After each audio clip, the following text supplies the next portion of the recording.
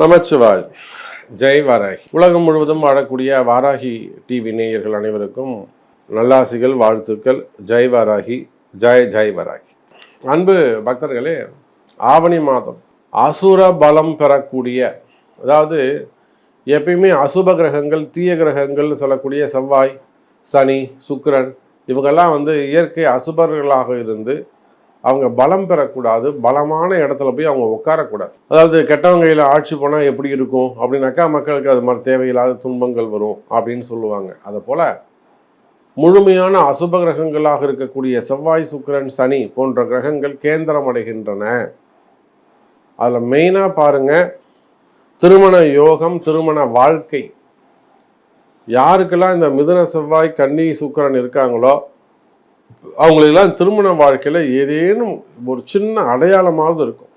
ஒரு சின்ன பிரேக்கப் இருக்கும், இல்லை சின்னதாக ஏதேனும் ஒரு மனக்கசப்பு இருக்கும், இல்லை இவங்க ஒரு இடமா அவங்க ஒரு இடமா இருப்பாங்க, இல்லை தடைப்பட்ட திருமணமாக இருக்கும், 2 திருமணமாக இருக்கும், இல்லை கண்ணுக்கு தெரியாமல் ஏதாவது 2வது வீடு வச்சுருப்பாங்க. அது ஆணோ பெண்ணோ இருவருக்குமே அந்த தொடர்பு இருக்கும், கள்ள தொடர்பு இருக்கிறது, சம்திங் அந்த மாதிரி ஒரு ராங் இருக்கும், ராங் ரூட்டில் இருக்கும். அதே போல் இன்னொரு விஷயம் என்னன்னு கேட்டிங்கனாக்கா, இந்த செவ்வாய் சுக்கிரன் சேரும்போது பில்டர்ஸ், கன்ஸ்ட்ரக்ஷன் ஃபீல்டில் இருக்கக்கூடியவங்க, road contract, building contract, panchayat போர்ட்லேருந்து கான்ட்ராக்ட் பிஸ்னஸ் எடுத்து பண்ணக்கூடியவங்க, ஏரி மண்ணு அதெல்லாம் தூர் வர்றது சின்ன சின்ன கிராமங்களில். அதே போல் கான்ட்ராக்ட் லேபர் பிஸ்னஸ் பண்ணக்கூடியவங்க, மேன்பவர் ஏஜென்சிஸ் பண்ணக்கூடியவங்க, மெயினாக அரசாங்கத்திலிருந்து கான்ட்ராக்ட் பிஸ்னஸ் எடுத்து பண்ணக்கூடியவங்க, பஞ்சாயத்து போர்டில் ஒர்க் பண்ணக்கூடியவங்க, பில்டர்ஸு, ப்ரமோட்டர்ஸு, லேண்ட் ப்ரமோட்டர்ஸு, இன்னும் சொல்லப்போனால் அதே போல் மருத்துவத்துறையில் இருக்கக்கூடியவங்க, டாக்டர்ஸு, ஆடிட்டர்ஸு, ஹாஸ்பிட்டல்ஸ் வச்சு நடத்தக்கூடியவர்கள், மெயினாக மருத்துவ கல்லூரிகள், மெடிக்கல் காலேஜஸ். அதுதான் நம்ம முக்கியமாக சொல்லணும். நம்ம போன பதிவில் சொல்லி நமக்கு புதுக்கோட்டையில் இப்போ ஒரு புது மெடிக்கல் காலேஜஸ் ஒன்று ஆரம்பிக்கிறாங்க. ஸோ அவங்க கூட நம்மகிட்ட சில கன்சல்டிங் எடுத்துக்கிட்டு இருக்காங்க. அப்போ நிறைய இது நல்லா ஆக்டிவேட், அது நம்ம சொல்லக்கூடியது அப்படியே நின்று பழிக்குது.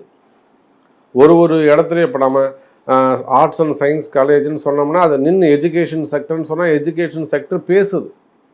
ஆமாம் சார், நீங்கள் சொன்னது எக்ஸாக்டாக இருக்குது சார்னு நம்மகிட்ட திரும்பி வராங்க. அது நமக்கு ஒரு சந்தோஷமாக இருக்குது, பெருமையாக இருக்குது. அது அம்பாளுடைய ஆசீர்வாதம், இது எல்லாம் வாராகியுடைய கருணை. அப்போ மெடிக்கல் காலேஜஸ் வச்சு நடத்தக்கூடியவங்க, டெலிவிஷன்ஸ் சேனல்ஸ் வச்சு நடத்தக்கூடியவங்க, மீடியா துறையில் இருக்கக்கூடியவங்க, அரசியலில் இருக்கக்கூடியவங்க, அரசியல் செய்யக்கூடியவர்கள், அரசியலுக்கு சப்போர்ட் பண்ணக்கூடியவங்க இன்டைரக்டாக. அதே போல் சேனல்ஸில் வச்சு டிவி சேனல்ஸ்லாம் வச்சு நடத்தக்கூடியவர்கள், மீடியா துறையில் இருக்கக்கூடியவங்க, ஒர்க் பண்ணக்கூடியவங்க, மெயினாக எஜுகேஷன் செக்டர்ஸு, ஸ்கூல் காலேஜஸ் வச்சு நடத்தக்கூடியவர்கள், டாக்டர்ஸு, ஹாஸ்பிட்டல்ஸ் வச்சு நடத்தக்கூடியவங்க, ஈவெண்ட் மேனேஜ்மெண்ட்ஸ் அதெல்லாம் வச்சு நடத்தக்கூடியவர்கள். அப்போது இந்த செவ்வாய் சுக்கிரன் பலம் பெறுகின்ற காரணத்தினாலே, இந்த செவ்வாயும் சுக்கிரனும் பலம் பெற்றார் அப்படின்னு சொன்னாக்கா, நிச்சயமாக இந்த ஆவணி மாதத்தில் பாருங்கள், சனிக்கு 3 கேந்திரங்கள் வேலை செய்கின்றன. சனிக்கு 1ஆம் இடம் சனி, 4ஆம் இடத்துல செவ்வாய், 7ஆம் இடத்துல சுக்கிரன். இதில் 7ஆம் இடத்தை மட்டும் சனி பார்க்குறார். அப்போ வீடு கொடுத்த 10ஆம் அதிபதியாக வரக்கூடிய குருவையும் சனி பார்க்குறார். அப்போ 4 கேந்திரமும், சனிக்கு 4 கேந்திரங்கள் வேலை செய்கின்றன. அதனால் நிறைய மேஜிக் நடக்க போகுது. இதனால் நிறைய மாற்றங்கள் நிகழப்போகுது. உங்களுக்கு என்ன மாற்றம் வேணும்? நல்லது வேணுமா, தீமை வேணுமா, என்ன நடக்கணும் உங்களுக்கு அப்படிங்கிறத ஃபுல்லாக பார்க்கலாம் வாருங்கள். மிதுன ராசி. சார், மிதுன ராசிக்கு ராசியில் இருக்கக்கூடிய செவ்வாய் பகவான் இப்போது இந்த இடத்துல மட்டும் கொஞ்சம் மாறுபட்ட பலன் ஏற்படும். இப்போ மேஷத்துக்கு சிலதெல்லாம் சொன்னேன், சிறையோகங்கள் இருக்கும், வம்பு வழக்குகள் இருக்கும், கவனமாக இருக்கணும், எச்சரிக்கையாக இருக்கணும், அதெல்லாம் சொன்னேன். ரிஷப ராசிக்கு அதே தான், கடுமையான கஷ்டங்கள் ப்ளஸ் அந்த ஃபண்டு டிமாண்டு, பண பற்றாக்குறைகள், கொடுத்த வாக்குறுதியில் காப்பாற்ற முடியாமல் இருக்கிறது, சொன்ன நேரத்தில் செய்ய முடியாமல் இருக்கிறது, ஒரு சில கஷ்டங்கள் அங்கே சொன்னேன், உடல்நிலை அப்படி சொன்னேன். ஆனால் மிதுனத்துக்கு பார்த்தீங்கன்னாக்கா இது ப்ளஸ்ஸாக அமைஞ்சிருது. 6, 11 செவ்வாய் அசுபர் தான், இல்லைன்னு சொல்லலை. அசுபராக இருந்தாலுமே கூட இங்கே லாபஸ்தான அதிபதியாக வந்து விடுகிறார். மிதுன செவ்வாய் எங்கே ஆகாதுன்னா பெண்களுக்கு ஆகாது.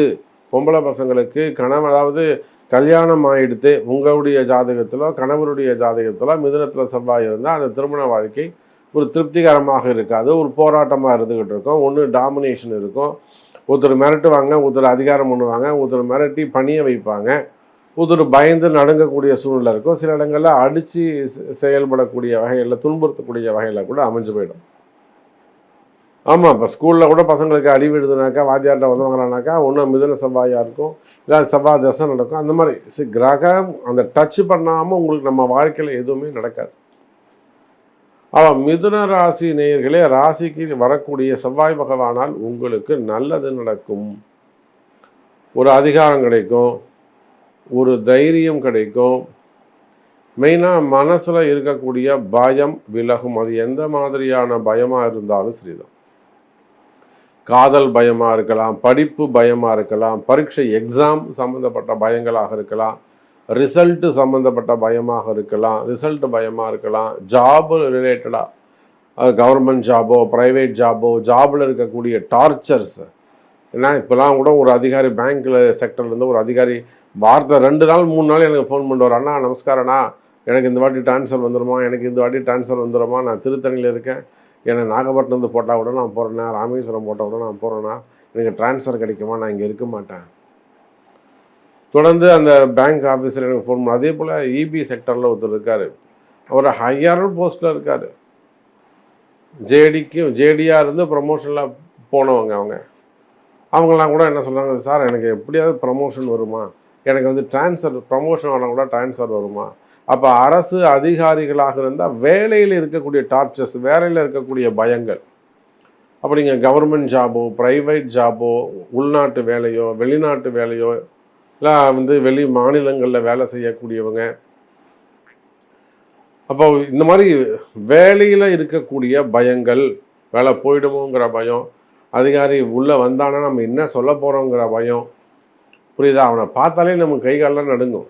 தேவையில்லாமல் என்ன பழி சொல்லுவானோ தெரியாது, என்ன அபாண்டமாக பேசுவானோ தெரியாது. அப்படியெல்லாம் நமக்கு மனசில் வரக்கூடிய பயங்கள் இருக்குமே. ஆனால் அதெல்லாம் தைரியம் கிடைக்க போகுது. மனசு கொஞ்சம் தைரியமாக இருக்கும். மிதுன செவ்வாய் உங்களுக்கு நல்லதை ஒரு பெரிய ஒரு சாதாரணமாக இருக்கக்கூடியவங்க கூட எதிர்த்து பேசுவான். மிக கோழையாக இருக்கக்கூடிய ஒரு மிதுன ராசி அன்பர் கூட இத்தனை நாளாக பரவாயில்ல, எங்கேயா போங்கடா, என்கிட்ட வராதிங்களா அப்படின்னு விலகி போயிருப்பாங்க. ஆனால் இன்றைக்கி இந்த மிதுன செவ்வாய் வந்த உடனே எதிர்த்து நின்று பேசுவாங்க. என்னடா அவனுக்கு பிரச்சனை, நான் அப்படி தான்டா செய்வேன் அப்படின்னு எதிர்த்து நின்று பேசுவாங்க. அது வீட்லேயா இருக்கலாம், வெளியிலையா இருக்கலாம், குடும்பமாக இருக்கலாம், தொழிலாக இருக்கலாம். அப்போ புதிய தைரியம் பிறக்கும். இந்த செவ்வாயால் இந்த ஆவணி மாதத்தில் உங்களுக்கு என்ன நல்லது நடக்கும்னா புதிய தைரியம் பிறக்கும், புதிய நம்பிக்கை பிறக்கும், கான்ஃபிடென்ட் அதிகரிக்கும். குறிப்பாக மாணவ செல்வங்களுக்கு வெளிநாடு போகிறேன், அப்புறம் வந்து எஜுகேஷன் செக்டரில் இருக்கக்கூடியவங்க, ஸ்கூல் காலேஜஸ்லாம் வச்சு நடத்தக்கூடியவங்க, மெயினாக மெடிக்கல் காலேஜஸ் அதை வச்சு நடத்தக்கூடியவங்க, ப்ரொஃபஸர்ஸு, சிஇஓக்கள், அப்புறம் எஜுகேஷன் ஆஃபீஸர்ஸு, இஓ டிஓ இந்த மாதிரிலாம் இருக்கக்கூடியவங்க, இவங்க எல்லாருக்குமே நம்பிக்கை பிறக்கும், தைரியம் அதிகரிக்கும், வேலை வாய்ப்புகள் சிறப்பானதாக இருக்கும். அதே போல தான் வருமானங்கள் கூடும். அப்புறம் குடும்பத்தில் இருக்கக்கூடிய கஷ்ட நஷ்டங்கள் குறையும், மதிப்பு மரியாதை அதிகரிக்கும். மெயினாக மனசில் இருக்கக்கூடிய குழப்பம் நீங்கும். குழப்பம் போச்சுனாலே ஒரு தெளிவு கிடைச்சதுனாலே நீங்கள் வந்து அதிர்ஷ்டம் வந்துடும் உங்களுக்கு. அப்போ மனக்குழப்பம் நீங்கக்கூடிய அற்புதமான ஒரு கிரக அமைப்பு. இப்போ குடும்பஸ்தானத்தை பற்றி அடுத்து என்னன்னு சொல்கிறேன் உங்களுக்கு. பொதுவாக இந்த ஆவணி மாதத்தை பொறுத்தவரை அசுப கிரகங்கள் பலம் பெறுகின்றன அப்படின்னு ஒரு வார்த்தையை சொன்னேன். அப்போ மெயினாக உங்களுக்கு எந்த மன வாழ்க்கை சுகத்தை கொடுத்ததோ, இப்போது இன்றைக்கி காலையில் தூங்கி எழுந்துக்கிற ஃபஸ்ட்டு ஃபோனே ஒருத்தருடைய ஃபோன் தான். அவர் வந்து ஒரு நல்ல தூய்மையான உள்ளம் படைத்தவங்க, நேர்மையான ஒரு அதிகாரி, ஒரு நல்ல உயர்ந்த இடத்துல இருக்கிறாங்க, நல்ல குடும்பம். ஆனால் பாருங்கள், மனைவியால் அவங்களுக்கு சுகம் இல்லை. மனைவி அவரை ஏமாத்துறாங்க. மனைவி அவரை குறிப்பிட்ட அந்த நபரை ஏமாத்துறாங்கன்னா எப்படிங்க, இவரிடம் இல்லாமல் இன்னொரு இடத்துல போய் பழக்க வழக்கங்களை வச்சுக்கிறாங்க. ஆனால் இவர் பாருங்க பாசத்தில் அந்த மனைவி தான் எனக்கு வேணும், நான் நல்லது தான் செய்வேன் அப்படின்னு உட்காந்துருக்கார். அப்போ அந்த மாதிரியெல்லாம் மாற்றங்கள் ஏமாற்றங்கள் இருக்குமே. ஆனால் அது ஆணாக இருக்கலாம், பெண்ணாக இருக்கலாம், முதல் திருமணமாக இருக்கலாம், அல்லது மறைமுகமான உறவுகளாக இருக்கலாம், வீட்டுக்கு தெரியாமல் செய்யக்கூடிய செயல்பாடுகளாக இருக்கலாம், வயோதிக பருவமாக இருக்கலாம். புரியுதா? இப்போது இன்னொரு அம்மா வந்தாங்க, பொண்ணுக்கு மாப்பிள்ளை பார்க்கணும், சாமி நான் வேலை செய்கிற இடத்துல என்னுடைய ஒரு அதிகாரி இப்படி பழகினாங்க, எனக்கு எப்படியாவது அவர் தான் வேணும். இந்த மாதிரியெல்லாம் ஒரு உறவு முறைகள், ஒரு அன்பு, அது ஒரு பாசம், அவ்வளோதான். அதை விட்டு வெளியில் வர முடியாது.